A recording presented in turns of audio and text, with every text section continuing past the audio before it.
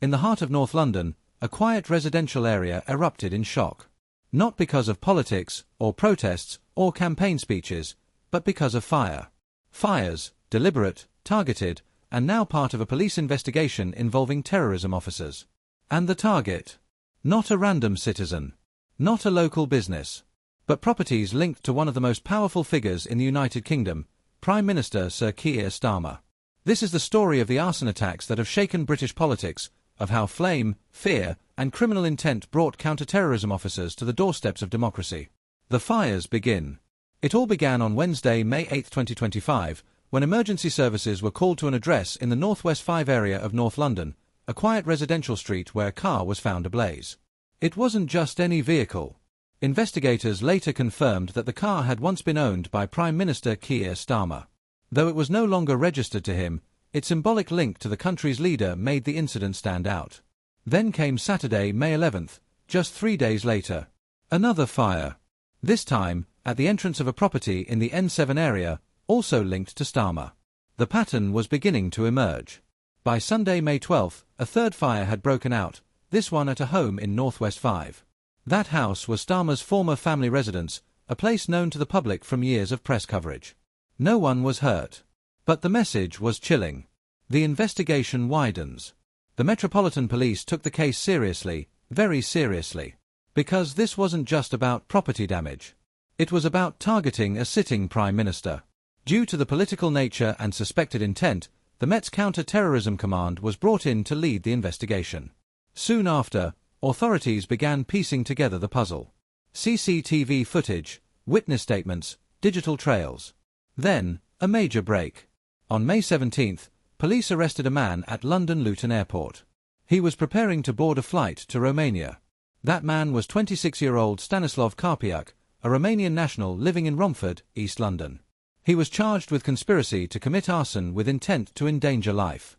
Just days earlier, police had already charged 21-year-old Roman Lavrinovich, a Ukrainian national from Sydenham, southeast London, with 3 counts of arson with intent to endanger life. Both men are now in custody. Both are set to appear at the Old Bailey on June 6, a date the media is already watching closely.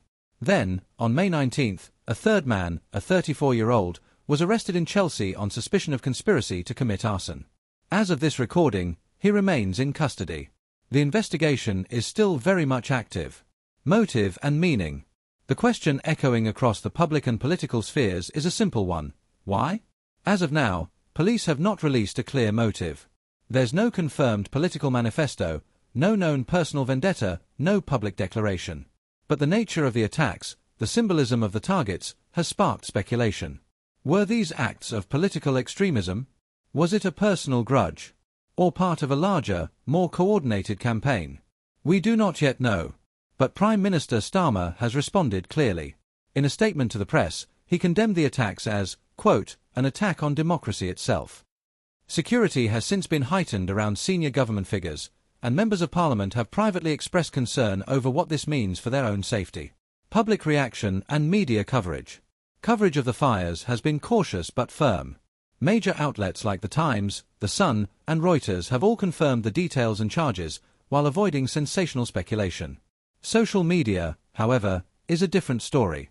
Conspiracy theories, partisan commentary, and baseless speculation flooded platforms within hours of the arrests. Some claim political motivation.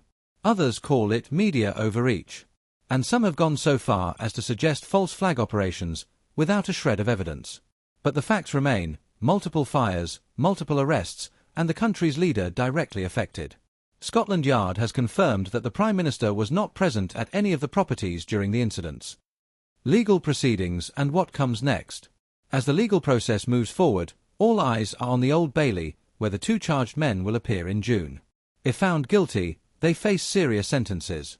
The charge of arson with intent to endanger life carries a maximum of life imprisonment under UK law. Police continue to examine potential links between the suspects. Were they working together? Was someone orchestrating it behind the scenes?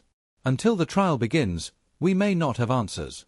But one thing is certain: this case has become one of the most high-profile acts of political-linked criminality in recent years. Democracy is built on debate. On ideas. On disagreement. But not on fire. In an age where political division is sharp and social tensions run high, events like this remind us how fragile the system can be. We often expect danger to come in the form of protests, hackers, or hostile foreign powers. But sometimes, it arrives quietly, in the dark of night, with the strike of a match. This has been Deep Divers. Thank you for listening. Stay safe, stay informed, and until next time, keep your mind open and your questions sharper than ever.